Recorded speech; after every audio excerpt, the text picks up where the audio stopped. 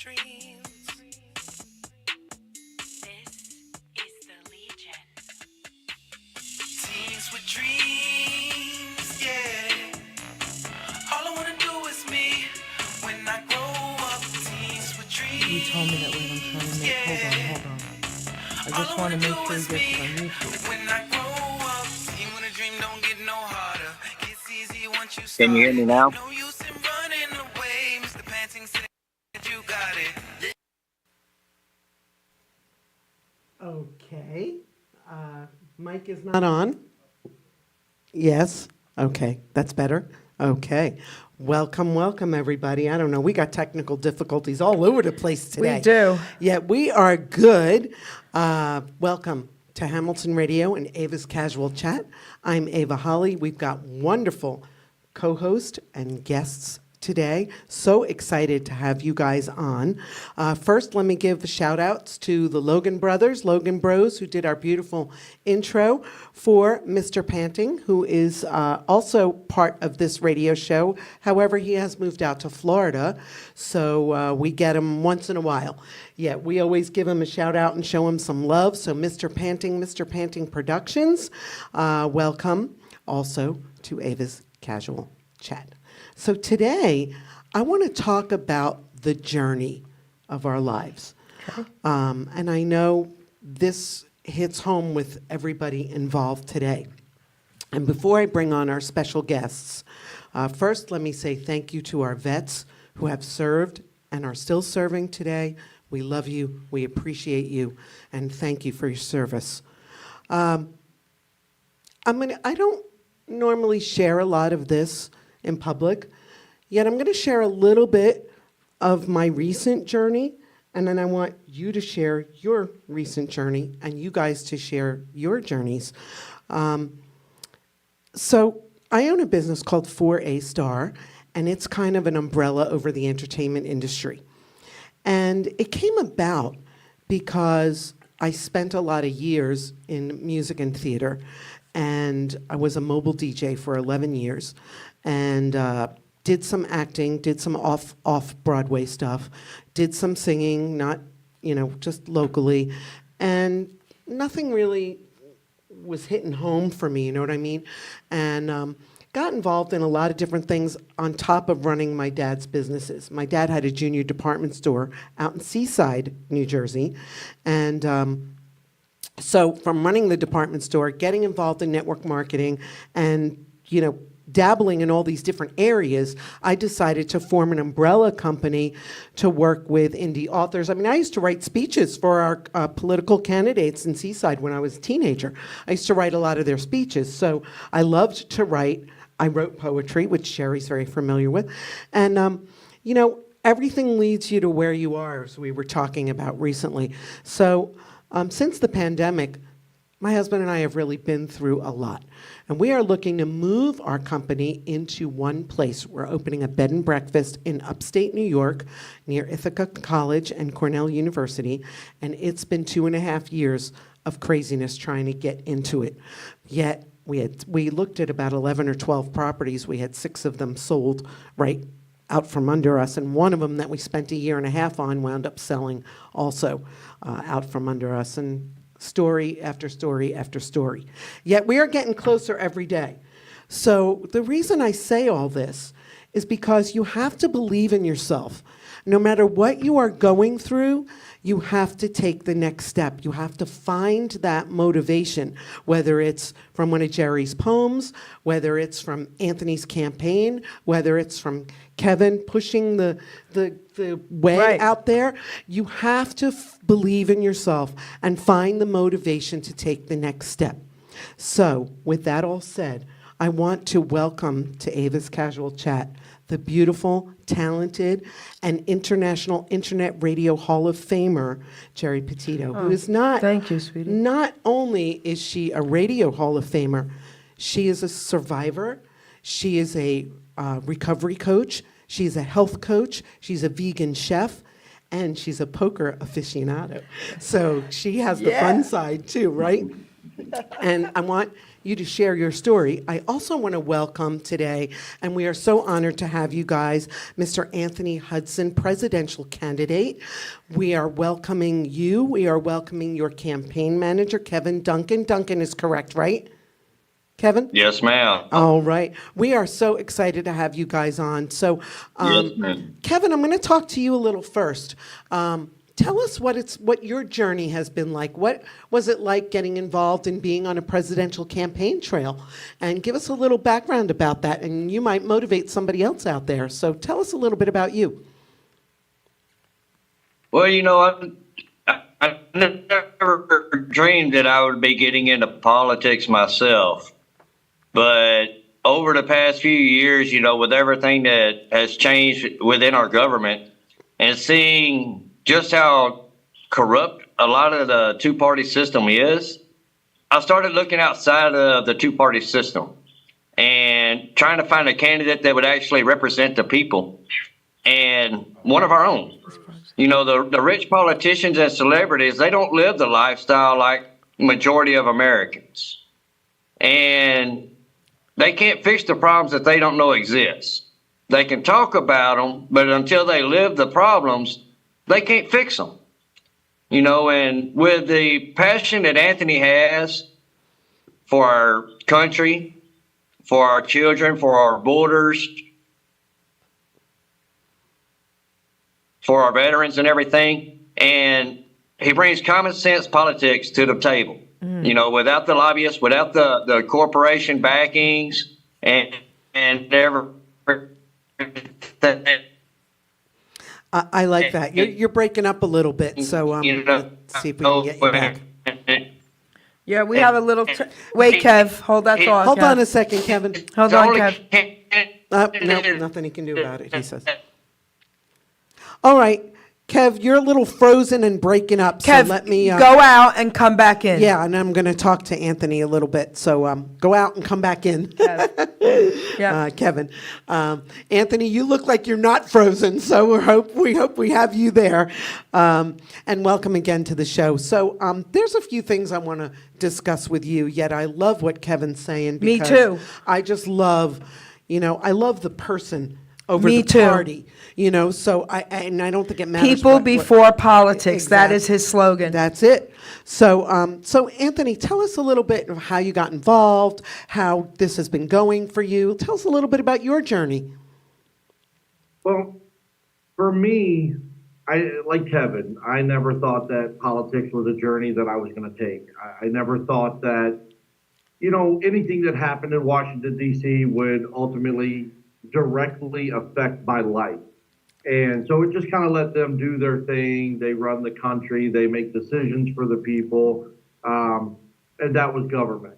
And for the last several presidential elections now, going all the way back to 2016, Donald Trump, Hillary Clinton, there has been a lot of push from we the people against our government, because we now realize that our government is not for we the people.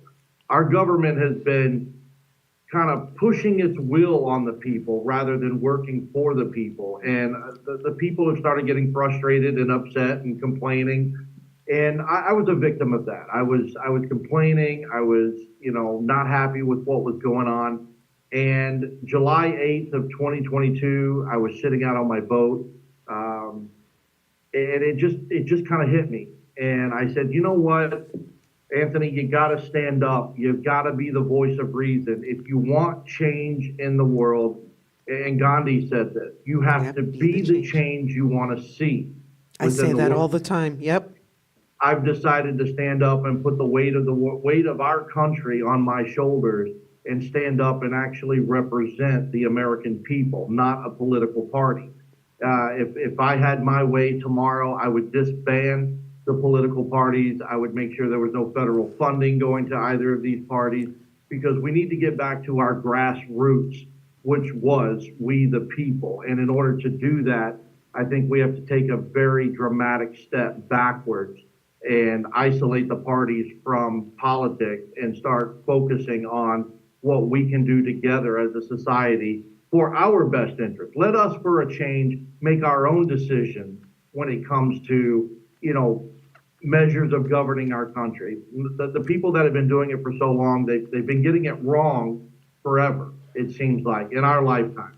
And I aim to give that voice and that power back to the American people so that they can be in charge again the way it was intended when our Constitution was written. Anthony, do you think that this will ever happen?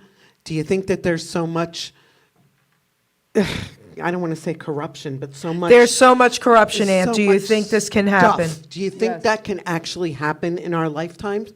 I believe it can. I believe in the resiliency of the American people. I believe that the American people want to stand up and fight against the tyranny and the corruption that is in Washington. But I think a lot of the American people are scared because of the retaliation that the government can impose on them. And you see a lot of it with the DOJ weaponizing themselves and going after Donald Trump the way that they're going after Donald Trump under Biden's administration.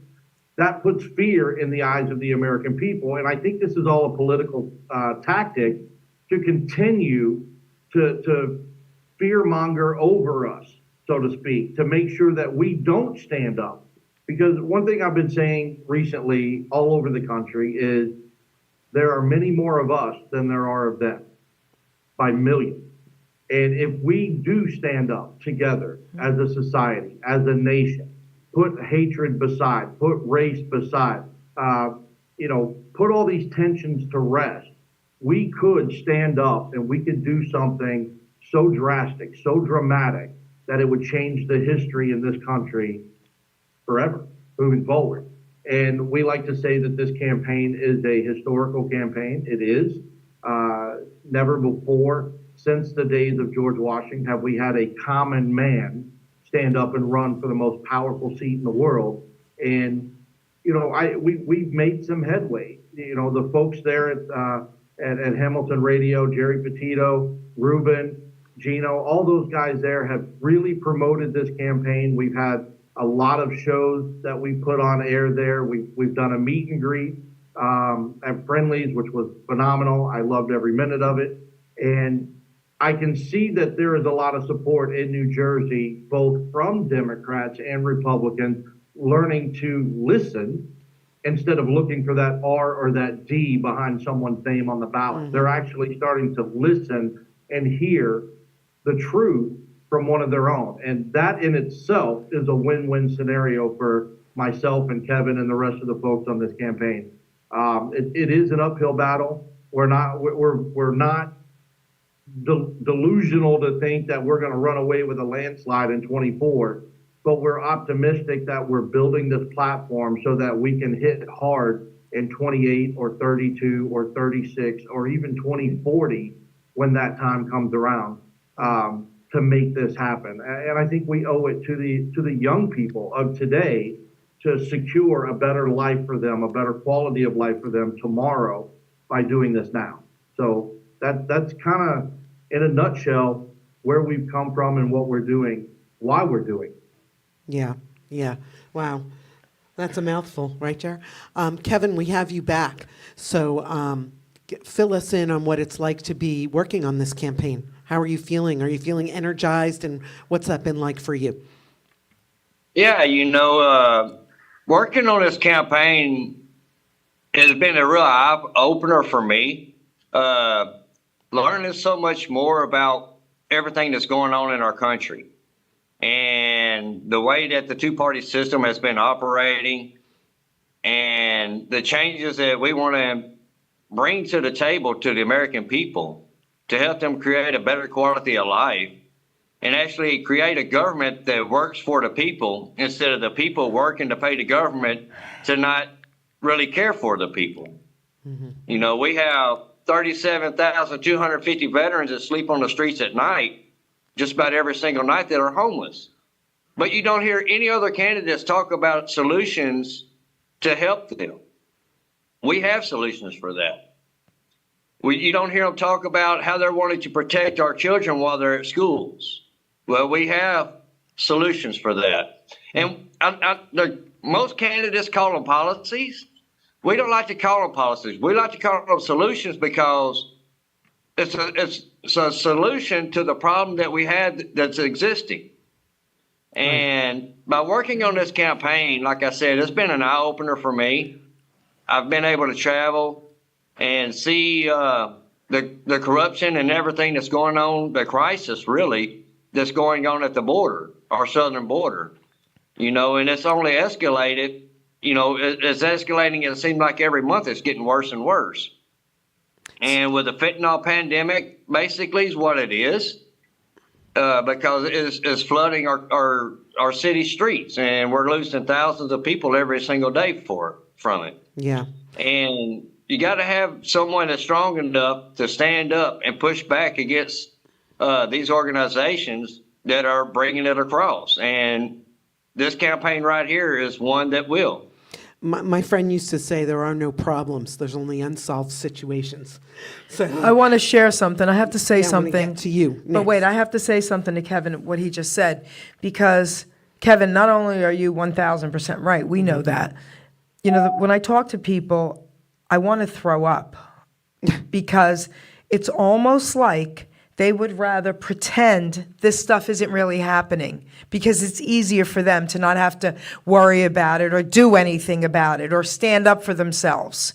And that's the part, being the person I am, you know me, I've protested in Trenton with Robert F. Kennedy Jr. for our constitutional rights. I've done my work, traveled with you guys to the border. People don't want to have to do their work. I am so sick of it, I can't even tell you. And sometimes I feel like helpless with it. But these two guys give me hope. there's only a small percentage of people that do the work. You know? You know that.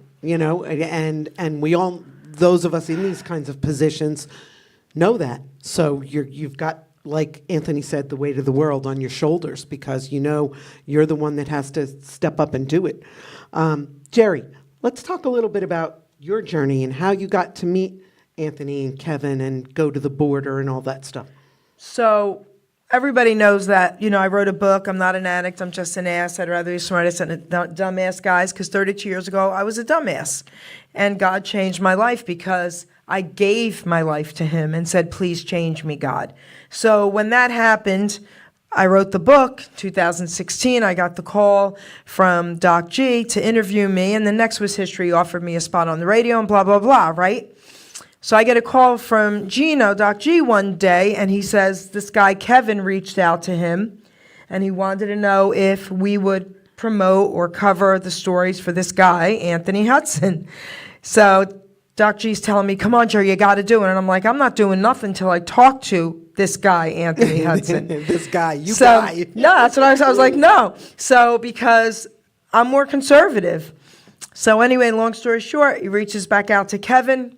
Kevin got in touch with me immediately. Anthony got in touch with me within 10 minutes. On the phone with these two guys for 2 minutes, I already knew I had to do this. Okay? They're incredible. And guys, I just want to say something to all of you listening. I know you're probably saying, oh, two more they're not politicians. Okay? They're the furthest thing from politicians. We do not need politicians anymore. So these two guys are hardworking guys. Anthony has a small trucking company, right, from Michigan. These guys work their butts off. Kevin works his butt off, all right? They just want to change what's happening in this country, and we need change. So after talking to them, and then we flew them in, I got to meet them. They came into the studio more than once. Then we had the meet and greet. Yeah, I was away. I was in Virginia when you guys did the meet and greet. But Ruben's the other producer and owner of Hamilton Radio here, the young guy who's really great with technology, who's doing this show today. We were invited by Anthony and Kevin to meet them in Yuma, Arizona at the borders. I said yes. There was not even a hesitation. Watching what's really going on, guys, is heartbreaking. The best part of what I saw was how these two guys interacted. We were with Border Patrol, we were with Sheriff Department, we met the mayor. Listen, they're not just talking, okay? I'm going to say something because I can. This guy right here has done more in this year for this country, including every single tornado, every flood we've had. He's been to every state, okay? Kevin as well helping the people, doing what needs to be done. He's done more than our president has. And I'm going to share one more thing because I can. He met the First Lady. Anthony Hudson met the First Lady, and she said, "We know who you are," and got a photo with him. So we have that photo. Do you know the president wouldn't come down to meet him? Just saying. So anyway, I had to put all that out there. These two guys are incredible, and I believe 100% that God brought me on my journey to now meet these guys. Wow. And that's amazing how, I always say people come into your life for a reason, a season, or a lifetime. And it's amazing what crosses your path, and it's amazing when you start recognizing that. And I always say, I think that happens later in our lives when we're teenagers or we're younger. Right. I mean, there's people like Marco that, No, right. are a little different thinking. Yet they're, when you're in those years, No. you don't even think about that stuff, And as you get older, you're like, wow, this happened so I could be here. And this person came into my life for this reason. So it's interesting. Anthony, I want to get your take on the visit to the border, but I have a specific advice ask for you. Okay. A lady came to me. Well, I sit on several boards in my community. I'm the president of the Atlantic City Ballet. The ballet has been in Atlantic City for 40 years. And there's still people that say, "Oh, Atlantic City has a ballet?" I mean, it's crazy that people don't know there's a ballet. Phyllis Papa is the founder and artistic director and has been dancing not only in Atlantic City when she was younger, yet has been running this ballet and keeping it afloat for 40 years with dancers from 12 different countries. And she goes and auditions dancers all over the world. Well, now, in this climate and time, she can't get the dancers' visas approved. She's applied, just like everyone, paid their visa fee, paid their this, that, and the other, and they keep denying her. She sends the appeal. They keep denying her. It's 4 times now over the initial inquiry that we can't get the dancers over here that need to. She had to, audition other dancers locally to take the place of these dancers that we can't get over. Where are they? Yet here we are at the where are borders. they? I don't exactly know, but they're in okay. another country. Italy. Okay. Well, one of the Italian dancers is here, but she's gone to our congressman. She's gone to different politicians, so to say, and nobody is doing anything. She has no idea how to get the dancers over I here. have an idea. Just tell her to go to the border, come in illegally. They'll be right, here. right. Come on. That's what she's talking about. She goes, "Can you ask Anthony, since he's going to be on the show, what to do? What should I do?" I said, "I don't know. I'll ask him." Do you have any advice?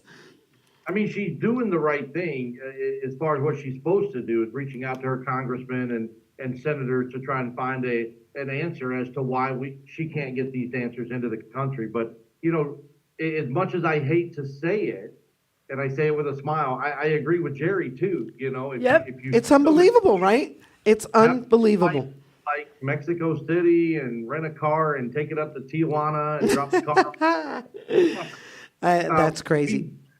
I've personally been to the border 3 times this year. I've been down there. I spent a total of 15 days on the border. I believe that's more than any politician or candidate currently running for this office has been down there. And I can tell you without any hesitation that the border is a travesty. And for those who think that the border is not wide open, I feel like they need to have a CT scan because Right. the border is completely open for anyone and everyone that wants to come through. And Kevin's more of a numbers guy for me. I think it was last we checked, it was 176 nations or countries that are migrating to the United States. And I think it's 4 nations, and I'm not sure which 4 they are, that are not allowed to come in. I know Mexican nationals are not allowed to just come across the border and seek refuge here, and there's 3 other ones. And I've been fortunate enough to witness, a family of 11. It was a mother and a father, a nephew and a niece, and then their children all came across the border when Title 42 expired. And I was the only candidate on the border when that happened, by the way, when Title 42 expired. And I'll tell you more about that in a minute. But we caught this family of 11, 9 blocks inside the city of Eagle Pass, Texas. We responded to, my security detail was with the sheriff's department, and they got a call that there were people trespassing through their backyard. We immediately ran to that location. We found them, sat them on the side of the road. The officers, the deputies that were with me were speaking Spanish with them. I was able to understand a little bit of the conversation. And then Border Patrol showed up. We put them on the van, and then we literally drove them back over the bridge into Mexico and returned them back into Mexico, which I thought was an amazing experience because the United States needs to do more of that. Yes. To protect our national security. We need to be preventing people from coming into our country and not do the catch and release, but more catch and deport back to where you're supposed to be. We have laws in this country. We have to protect those laws. We have to protect the integrity of our nation and our national security. So nothing against the dancers that want to come here to pursue a career or make money and perform. It's no different than Major League Baseball players or NFL players or soccer players that come from all over the world to play and perform here in the United States. But I do believe we need to vet the process more so we know who these people are coming into this country, where they're coming from, are they wanted by their government, and why are they going to be here? How long are they going to be here? Right. I'm all for immigration. This country was founded on immigration. Yeah, sure. We also have law and order in this country. Right. And Lady Liberty deserves the respect for us to make sure that we institute that law and order and make sure we hold everyone accountable to the law, not just blue collar people, not just people who live in poverty, or not just people who are coming from other countries, but even Donald Trump, Joe Biden, Hunter Biden, any of these people. No one is above the law in this country, and we need to put that in full force to make sure that people all around the world understand that this is how it's done in this country. And you know, for those who want to come over for entertainment to address your friend's concern, I think still needs to continue to be persistent in getting with state officials, senators or state reps, and finding out what they need to do to expedite those visas so that they can come here legally. And I have been known to say that all of these people protesting pro-Palestinians and anti-Israel and all this, Israel anti-Semitism stuff that's going on in D.C. and New York and all that. I've been very vocal about rounding them up and deporting them immediately for supporting terrorism inside the United States of America. Yeah, it's If really you- disgusting. Why are you here? If you support Hamas and what's happening in Israel and Gaza, you need to go there and support them from there, not here in our street, tearing up our property and affecting our way of life in this country. You need to go there and do it there.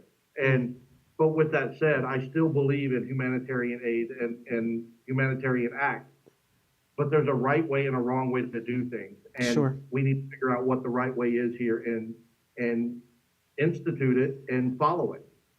Yeah. Yeah. So, Geri. Ava. A lot. Oh, we lost them. Oh, no, there they are. They're off to the side. Ruben's showing, playing around over there. he's showing off. Showing some stuff at the border. There I am with Kevin. Ah, that's what he's doing. Yep. Yeah. We were at the border, guys. Look at that. Yeah, that was amazing. I remember you sharing the stories with me and talking to me about it. And we got to get Marco to go down with you guys because he speaks Spanish, so he can translate. We got to get Marco out there. Look at that. Yeah, I remember you showing me that.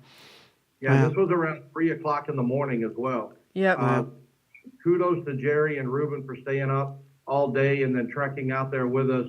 Because this was about 10 miles outside of town, outside of Yuma, about 12 miles from the hotel. And we went out there, and behind Jerry, and that where it was just showing Jerry left there, you can see how dark it is past the wall. But you can also see what's more important. You can see where the wall just stops. Yep. And these people just walk right around that corner by the hundreds.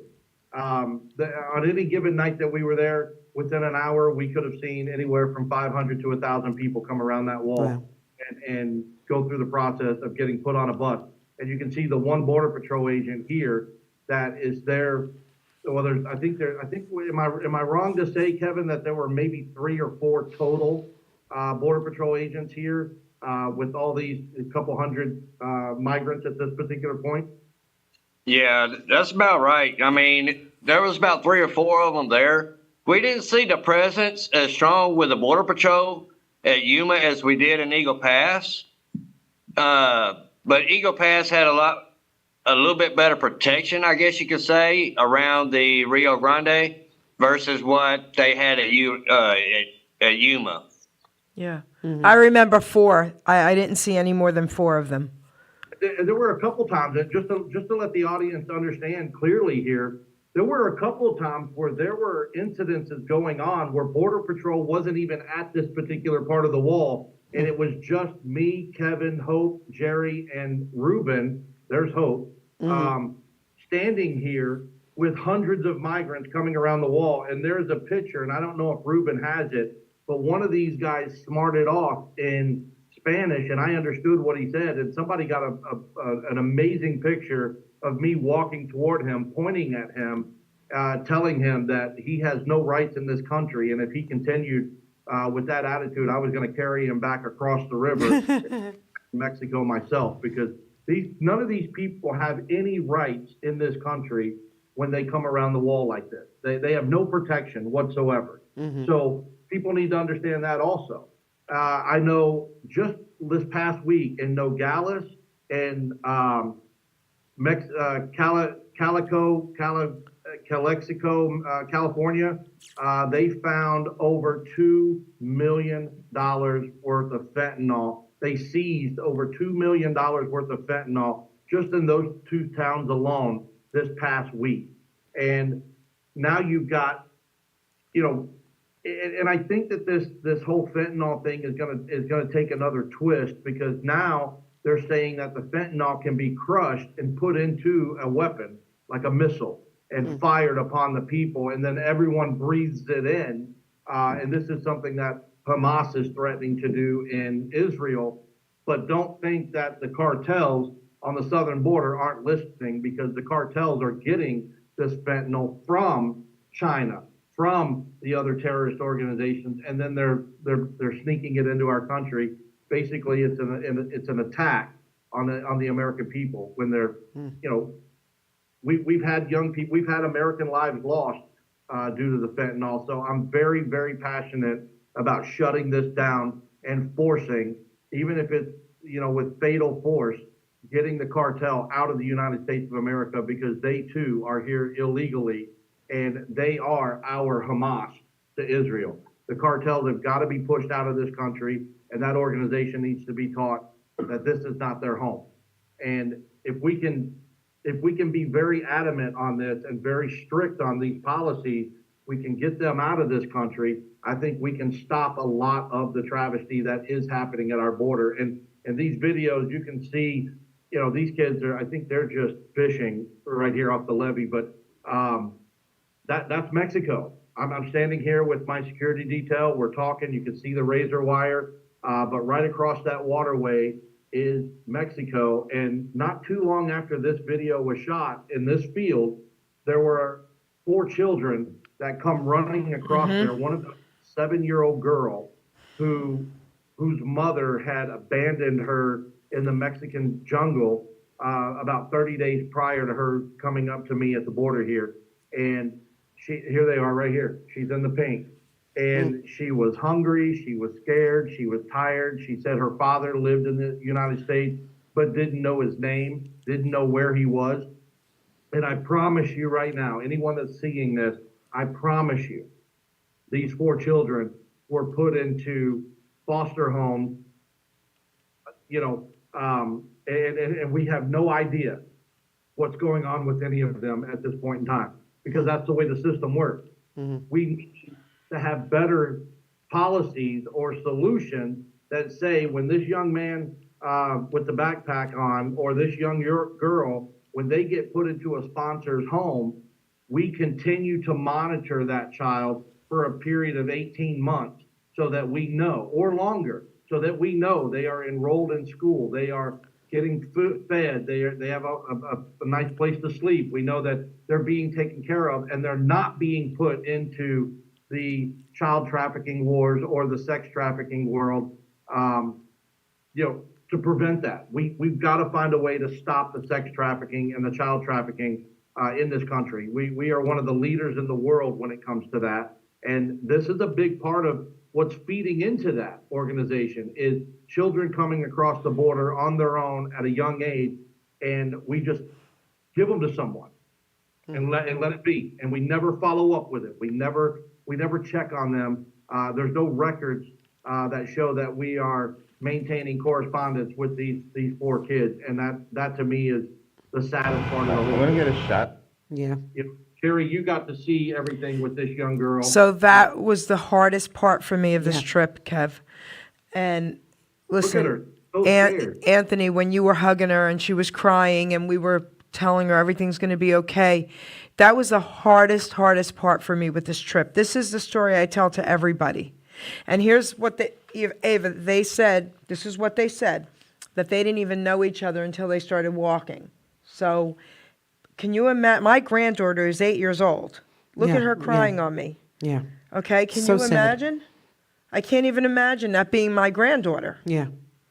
These kids, you saw them hand me something earlier. They were handing me, and I believe to this day, now this was back in March, I believe to this day that this boy in the red jacket was handing me money from Bolivia. That's where he's from, as a sign of respect. Like, I came all this way, please take care, please make sure that I'm safe. Yes. And I still have that money sitting right here on my desk where I'm at right now. I keep it.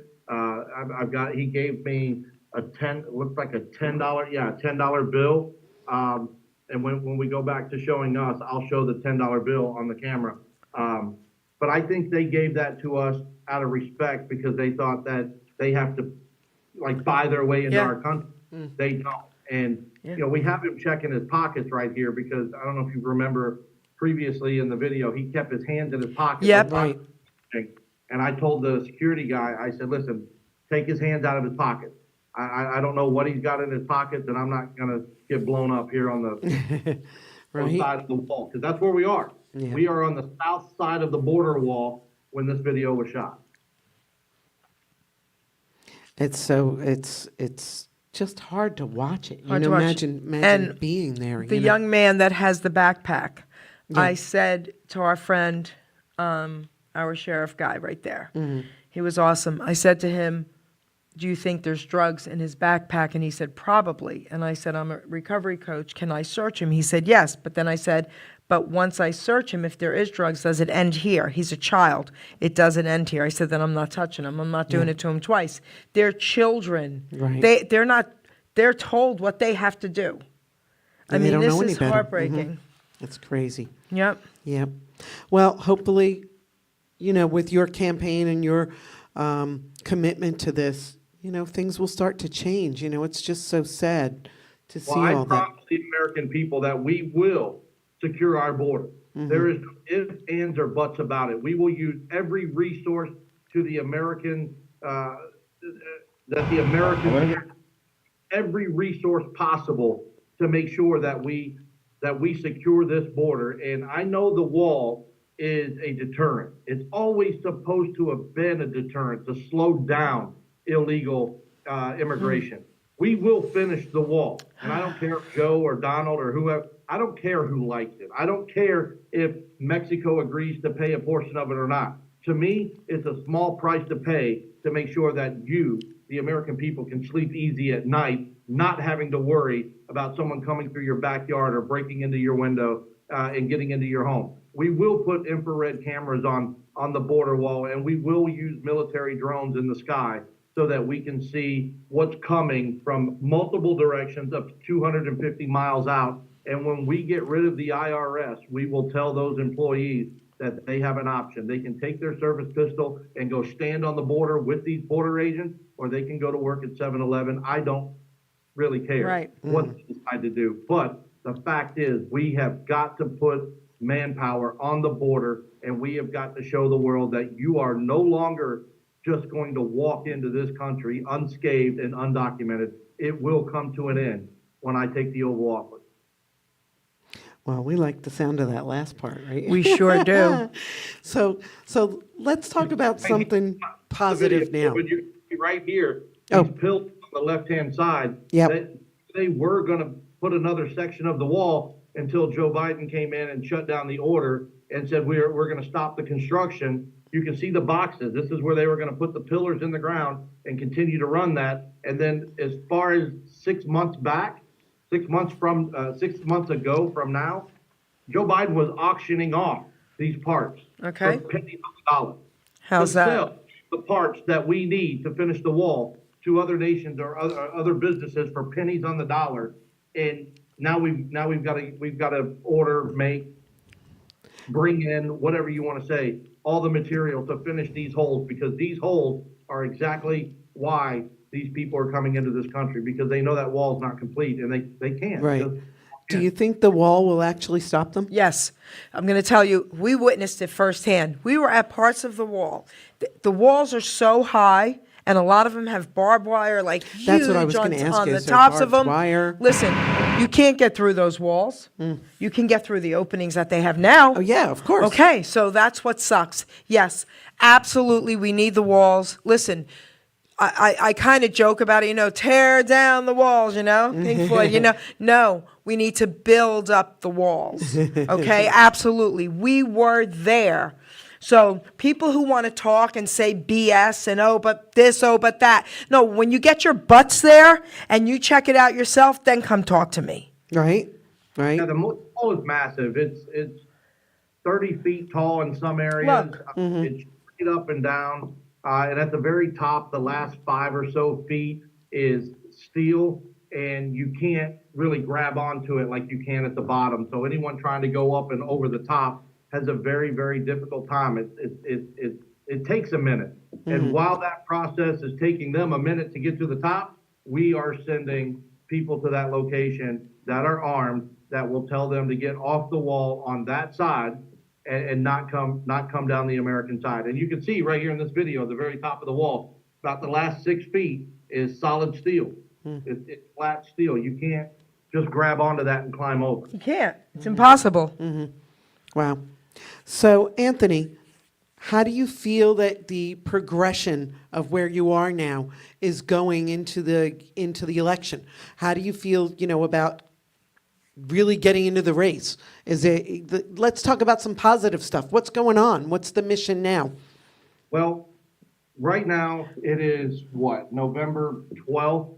I started my campaign. I announced to the nation that I was going to be running for president back in July of 22. I knew about 50 people in my life, friends, family, my kids, friends, whatever, 50 people. And now, 15 months later, 61 million Americans have heard my name. Yes. That's right. That's great. That's That's right. crazy, right? That's amazing. Thank you, Ruben, for also doing everything you've done with Hamilton Radio for this guy. Yeah. Yes. And we did a show with Geri on one of her international platforms. Yeah, that's when I spoke to you. Yes. Yeah, WBNN. Record of like 21.6 million Yep. listeners live. And we blew that out of the water by almost 1.5 million viewers. We had almost 23 million people come in and listen to that show. We were taking questions from all over the country, New York, Philadelphia, Florida. I mean, people want to hear from someone new. They want to hear a new message. They don't want to hear, we're going to do this, we're going to do that, and then you elect them into office and it never happens. And people say, well, how do I know I can trust you? And I'm like, that's a great question. You can trust me because I'm just like you. Would you trust yourself? I'm not a politician. I'm not Donald Trump with billions of dollars that can tell you one thing and then not deliver on the backside of it because he's this conglomerate billionaire. He's well known all over the world for his real estate and his, casinos and all that. But he's also widely known for being a narcissist. And now I believe he's a criminal. I don't think he should be able to run in 2024. Yeah. And, I have learned so much over the course of 15 months that I can sit here and I can talk politics with you just like I could talk sports with a guy at Buffalo Wild Wings prior to me running for office.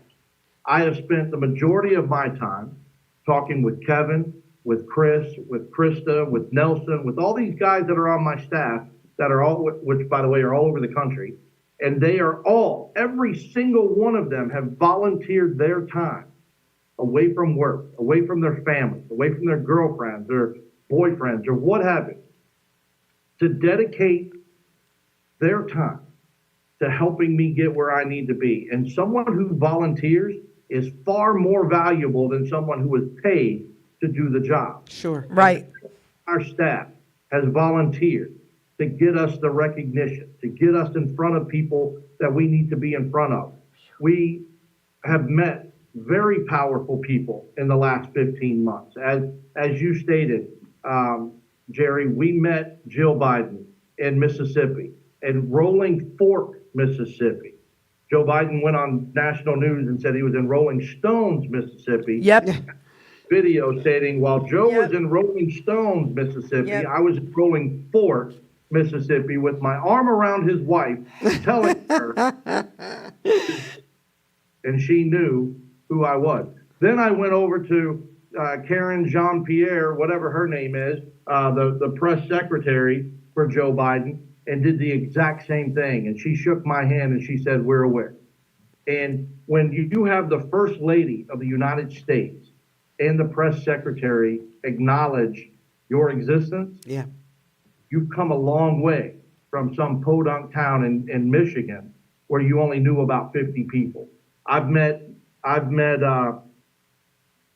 Gaetz on the border.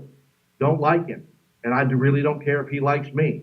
I've shook hands and talked to Jim Jordan out of Ohio at the border.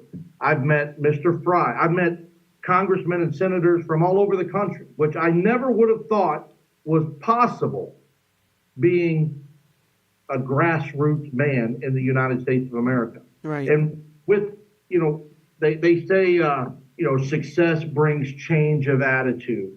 People who become wealthy change who they are. I haven't changed a bit. I still wear the same cheap t-shirts or sweaters. I wear the regular tennis shoes. I wear the same hat everywhere I go.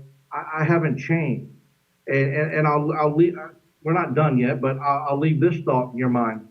I've turned down corporate money because I would rather run my campaign with donations from grassroots people. Right. $2 here, $5 there, $1.50, doesn't matter.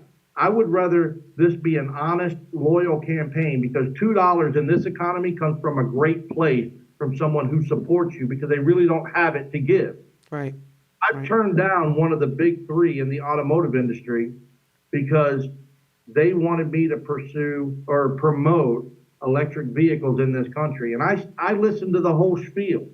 I'm not going to tell you how much money they offered, but they offered a corporate jet, they offered a vehicle, they offered a gas card, and they said, all we want in return is you to promote electric vehicles. I said, no, thank you. It took me 2 seconds to say no, thank you. And the reason I bring this up is because I will not be bought in this society. I will not be told what I have to do by BlackRock or Vanguard. I will not take lobbyist money. But if you want to send me a quarter, send me a quarter. It'll take a lot of you to do it to get me all over the country, but we'll do it. Yeah. We've raised, I'm not going to say the total dollar amount that we've raised, but I will tell you what we've spent. We have spent less than $8,000.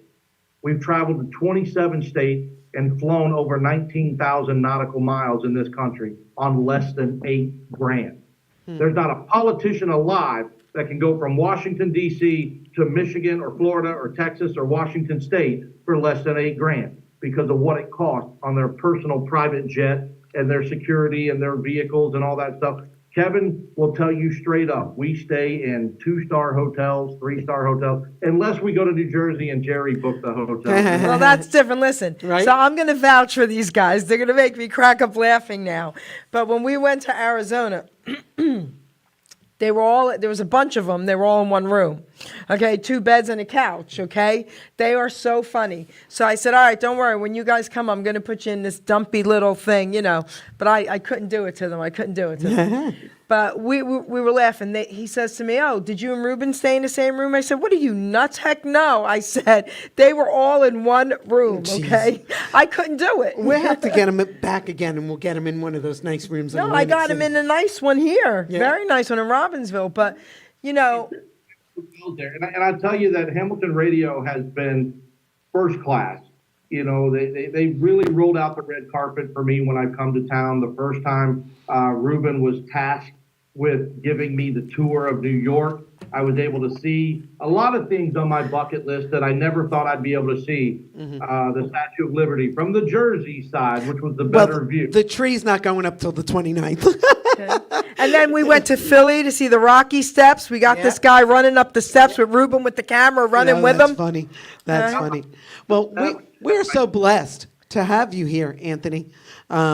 We are just really blessed to have you here, and thank you, Geri, for setting that up. You're welcome. And I think this is a good time for you to read your poem, because I think this is all of us utilizing our gifts and talents to get to the next place. Okay. So thank you, Ava. So I'm going to read a poem I wrote. It's in my book called Utilizing Gifts and Talents. And I read it at certain shows. And this one, really, I want to read it because these 2 guys here never thought, 5 years ago, not one of them, especially Kevin, look at him, did they ever think this was going to be the journey they were on. And this isn't an easy journey, guys, okay? But they're stepping up. So I want to let everybody out there know that if you think you can't do something, trust me, you can. It takes work. You can. So I want you all to really listen to the words of this poem, okay? I love this poem. All right, utilizing gifts and talents, because we all have them. We are born with talents, we are born with drive, with different gifts to help us thrive. I knew early on I was born to draw and paint, to also write poetry, and of course to talk with no restraint. Our gifts and talents should all be used, God's gift to us, not be abused. We can go far in life for sure, using our gifts to go on tour. All our talents should be used to create ourselves and more, but then our job's to share them, like these 2 guys are doing, to even up the score. You see, in life, what's needed is not just for ourselves. Once our gifts are mastered, take them off the shelves. A living we can make by spreading them around, but not just for the money, to spread a peaceful sound, which is what we need. Don't take for granted the gifts you're given. Go out and spread the joy. Our gifts are not to be held back for us to self-destroy. Put your efforts forth. Do not hesitate. All your talents, my friend, are never second-rate. Never hold them back or you will surely die. Maybe not in body, but your soul will cry. Our gifts were made to share, our talents made to soar. Go through life enlightened and then you can roar. Be happy, be proud of who you are, be happy you're alive. Once again, my friend, your gifts will help you thrive. By putting efforts forth, not keeping them at bay, your name, Anthony Hudson, will live forever, baby, forever and a day. So go through life excited for what you sure can give. To yourself and others is our reason to live. Our grave will be quite lonely, but our legacy lives on. So make sure people smile with the breaking dawn. And guys, you guys do make people smile. You're giving people hope in a time that we are all feeling hopeless. Yeah. So I love both of you. Kevin, you know how I feel about you, man. Thank you, thank you, thank you. Anthony Hudson, I love you. You're giving people hope because too many people for a very long time have been feeling hopeless. Well, thank you for that, Geri. So beautiful and beautifully written and beautifully delivered. Oh, thank you. So as we wrap it up, guys, are there any final thoughts you want to share with us? Kevin, let me start with you so we can have Anthony, end his final thoughts. So Kevin, what are you feeling? Give us some final thoughts on what's going on right now. Oops, I think he's frozen again. Frozen in time. All right, Kevin. We're gonna jump Kevin's to frozen Anthony. in time. Anthony, Okay. just give us some final thoughts on your campaign, on how you feel and what. Wait, hold it. I think Kevin's back. Are you back? Are you back, Kevin? No. All right, go ahead, Oh, Ant. sorry. But when Geri started to read her poem, I wanted to chime in real quick and say to all of you who are listening. Can you hear me now? Oh, man. All right. Yeah, you know- Go ahead, Kevin. We'll hold Anthony for 1 second. Go ahead. Give us your final thoughts. Okay. All right. Yeah, if you're wanting to have a better quality of life and a government that's going to work for you and put the people before politics, this is the campaign for it. You know, we're passionate about our people across this country. We're passionate about trying to help everyone out and create the better quality of life. But it's time to have someone in office that's from the people, for the people. And like I said, it puts people before politics. And this is a campaign that is passionate about it. And that's our focus. And we ask everybody across this country, what can we do for you? How can we help you? We ask for everybody's input. You know, what would you change and how would you do it? So the policies and solutions that we create, it's not just from the campaign staff. It's also from people all across this great country of ours. So this right here is the groundbreaking that this country needs in order to survive. And it's time that we have change that represents everyone across this country. Well, thank you so much for being here today, Kevin. I'm going to jump back to Anthony and get your final thoughts. You said about the beginning of the poem. Start there, Ant. Poem, what you were talking about. I want the people who are listening to this show to understand that you have the pursuit of happiness in this country. You have the ability to make your own journey, whatever that is. It's not going to be easy. I mean, if your journey is to cross the street, fair enough. But if you aspire to be something great, if you want to make a change in this country, if you want to be part of a movement that will save lives in this country, you have the ability to do it. I don't like to pat myself on the back, but if I can stand up and run for president of the United States of America, you can stand up and be a change in your own life to pursue your own happiness. Understand your God-given rights in this country. Understand what the Constitution affords you, and always remember that our Constitution is different from any other Constitution in the world because it allows us to tell the government what it can and can't do, where other constitutions tell the people what they're allowed to do. There's a difference. We are resilient. We have backbones. When we get common sense and strength to go with the first two, we are an unstoppable force. If you want to see change coming from Washington, if you want the deep state to be put to rest, if you want to see a smaller government where the people are in control, then I urge you to stand up and do something about it because you have the right to do so. Don't let anyone scare you, put you down, talk down to you, and tell you you can't do something. Because as long as I'm breathing, I will promote to every one of you that yes, you can. You have the strength to do it. And our future as a nation honestly rests in your hands. So I encourage you to stand up, be strong, keep your head up, be positive, and let's promote love and encouragement across this country. Let's work together to secure our schools.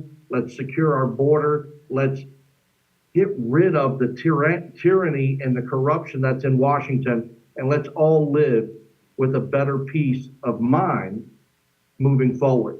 We have to do this.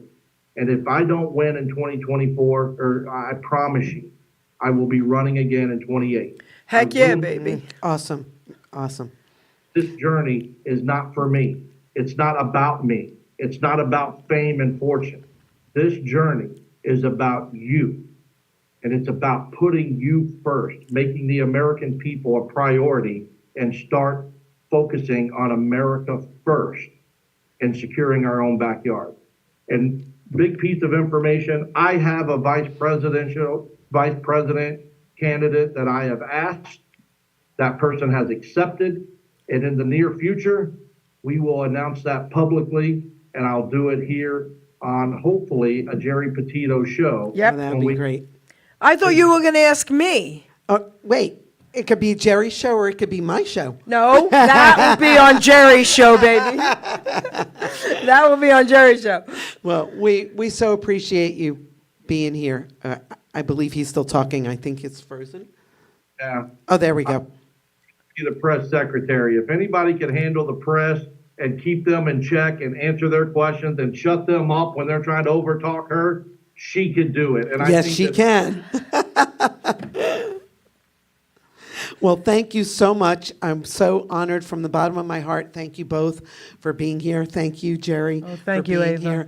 And Ruben, I guess we're going to be ready to close it out in a minute. I just want to say thank you to Hamilton Radio, to Ruben, to Doc G, Geri Petito, and the Logan Bros, Mr. Panting of Mr. Panting Productions. I'm your host, Ava Holly. This is Ava's Casual Chat on Hamilton Radio. Ruben, take it away. Teens with dreams. Teens with dreams. This is the Legion. Teens with dreams, yeah. All I wanna do is me when I grow up. Teens with dreams, yeah. All I wanna do is me when I grow up. Teen with a dream don't get no harder. Gets easy once you start it. No use in running away. Mr. Panting said you got it. Yeah, you got that, and it feels so good to be on track.